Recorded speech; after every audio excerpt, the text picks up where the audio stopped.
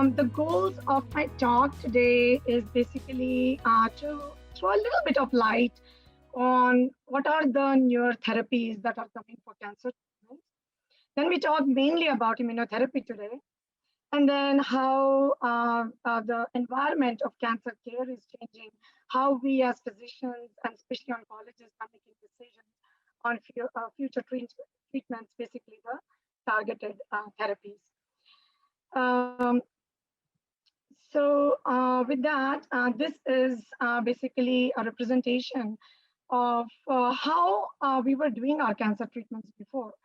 Until about 2015, prior to that, our cancer treatments were mainly chemotherapies.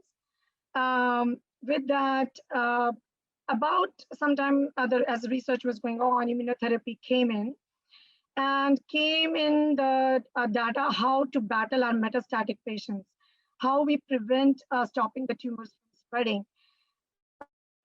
Also, you will hear a word called personalized medicine, where we talk about antibodies that can be produced and are very commonly being used to destroy the cancer cells.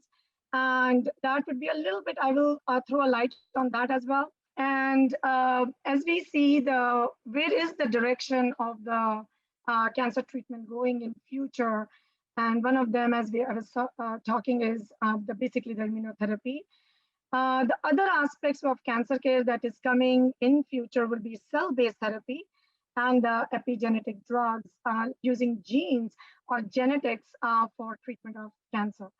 I also want to bring out that as nowadays, when our patients are diagnosed with cancer, gone are the days when patients had stage 4 cancers, and we would say, we give them the prognosis 2 years, 4 years. Now, with the advent of immunotherapy, with the advent of personalized medicine, and with the advent of a very important field that is radiosurgery or cyberknifing, where which we'll talk sometime later in our sessions, has changed the way we manage our stage 4 cancers and how we have prolonged their life is going to be our discussion.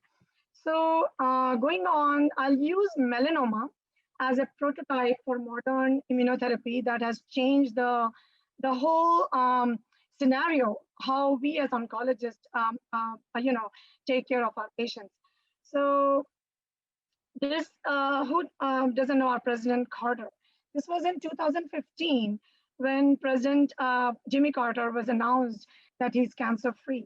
And to note that he had melanoma, he had brain mets, and he was given at that time, it was a new drug, it was in research, and he was given the drug called pembrolizumab.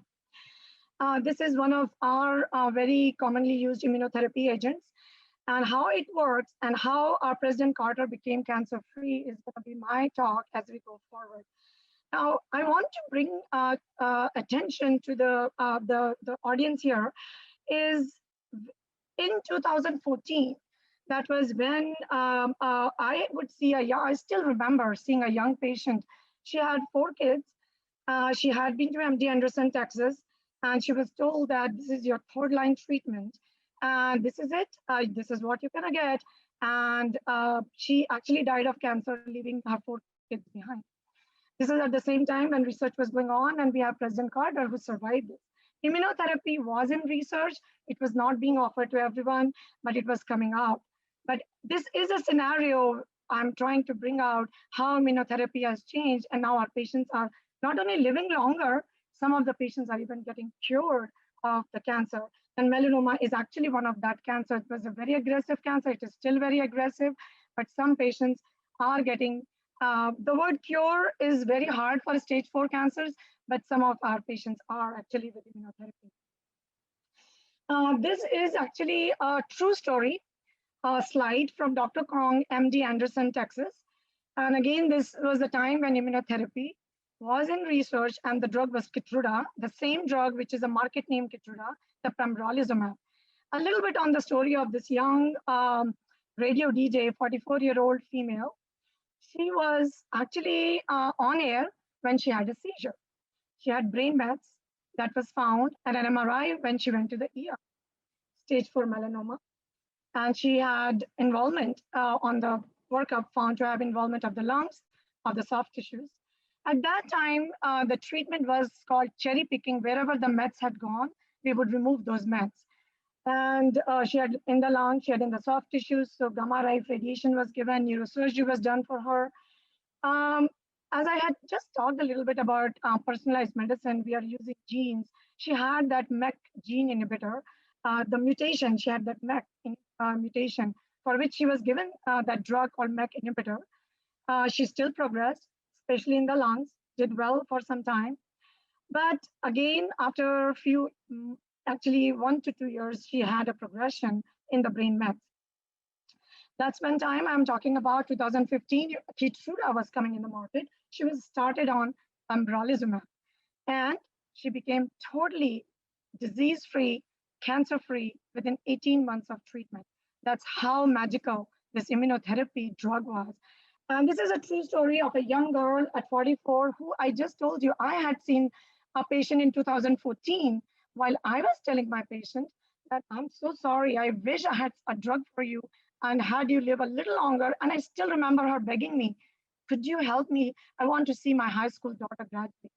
And here is another patient who went through this drug, which was in trials at that time, and she was cured of this cancer, or she became, at least went into remission, and there was a life before her.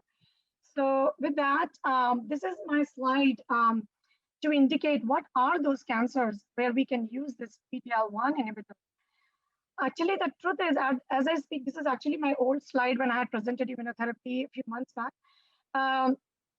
The drug is actually now in studies on every single cancer I can think of. But we have a data-proven phase 3 trials. The prototype, as I started with, is melanoma. Renal cell cancer, it has become a landscape-changing, practice-changing drug. We use it all the time as a first-line therapy. Lung cancers, I cannot think about a patient where we don't start on immunotherapy if they have PD-L1 receptors that's checked and then they're started on. So lung cancer, whole scenario, the landscape of management has changed, whether it is a squamous cell kind of lung cancer, whether it is adenocarcinoma. Again, each cancer, there is a little bit of nuances. Head and neck cancers has come into the front line. Bladder cancer. Bladder cancer patients, I have actually personally seen where I would tell patients, this is it. Now we are using it as frontline, and it has really changed their treatment management, how we now treat bladder cancers. It's a really aggressive cancers. Sometimes some patients don't even want surgeries, and they can be offered. I also have to say, when patients are above 80 years old, we used to tell them, I'm sorry, we really do not have any option for you. I cannot tell you, and Dr. Agarwal is right here who will vouch for that. Now patients who are older, who are even 90-year-old patients can at least get some treatment option, and that is immunotherapy. And that is how beautifully this has changed our cancer treatment and management. Another one I really want to point out in cancer is called MSH high tumors or MSI stable tumors. So this is MSI high or MSI stable. These people who have mismatch repair deficient tumors, especially for colon and cholangiocarcinomas. Definitely, if any of your family members or yourself have it, ask for it. This has changed our cancer treatments. Many patients I have seen don't even need chemotherapy. They can be started even as a frontline immunotherapy in these patients. The other aspect was triple negative breast cancer, where it has changed, and the list goes on. Now, how does it work? There are traditional cancer therapies and there are cancer immunotherapy. Now, when we were doing the traditional chemotherapy, the radiation or drugs were used. It will kill the healthy cells and also kill the cancer cells. What was the problem? It was causing many side effects. Now, when we do the immunotherapy, it unleashes the patient's own immune system. It kills the selective cancer cells. It actually boosts the patient's own immune system, and there are few to no side effects. So that's how different the difference is between chemotherapy and immunotherapy. What is the cancer immunotherapy principles? A little bit on that. The principle is basically the host immune system is dominant enemy that is faced by the developing cancer. The successful cancers have to overcome the host immune system. The activated immune system can target many tumor antigens together, and that can cure patients with cancer. What are the immune cells which we have in the body which are activated are as named here. And I'll move on to my next slide. Main cell which you need to know is our dendritic cells, which are the which are the antigen presenting cells, which boost the immune system basically. Now, what are the various organs of immune system in our body? Which our body has multiple sites which actually produce the immune cells, tonsils, the thymus. We have multiple immune cells in our bowel, bladder, the bone marrow, and skin. We have lymphatics. We have also in the like a bone marrow, which has the mainly the immune cells are produced. Now, the dendritic cell, as I highlighted, is the main cell, which is a kind of a white blood cell, which is also called antigen presenting cell, which presents the antigen to the T cells, which is the main immune cell in our body. The most important cell is a T cell, and that T cell is presented by the antigen presenting cell, which are also called dendritic cell. These antigens, what are these antigens? Antigens are small, specific substance which is specific to that virus or the bacteria or the cancer cell or a parasitic cell. And that's brought to the T cell, which is a specialized kind of immune cell in our body.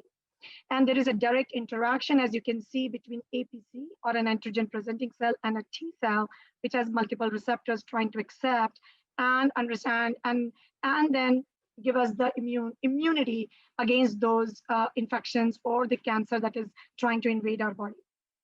So this is actually a very good, very simplistic form of showing, and this is an electron microscopic view, that when a T cell is activated, or T cell in general in our body, we fight our cancer cells every single day, or fight virus, or fight bacteria, and how it does it. So the T cell, as you can see, is here, which is in blue, is activated, and that is attacking the antigen which is on the cancer cell, and it is binding to the cancer cell. And in general, in our body, has the immune power or immunity to kill the cancer cell, and the cancer cell dies, as you can see here.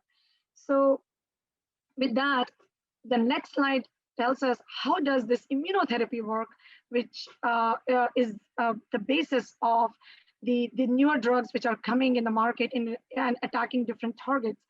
And if you see the tumor cells, they bind to the T cells. So this is a tumor cell, and this is a T cell. So normally what does the cancer cells do in our body? They are very smart, and they try to switch off the T cell so that our own body cannot fight the cancer cell anymore, and then we get the cancer. So what does immunotherapy do? The immunotherapy drugs block the tumor cell. So here comes the drug, as you can see in green, and this is a T cell, and this is a tumor cell. So tumor cell, as you can see, this cancer cell is trying to kill the T cell and deactivate it, as you can see, off. But the drug, which we call immunotherapy drug, comes in and prevents that from happening.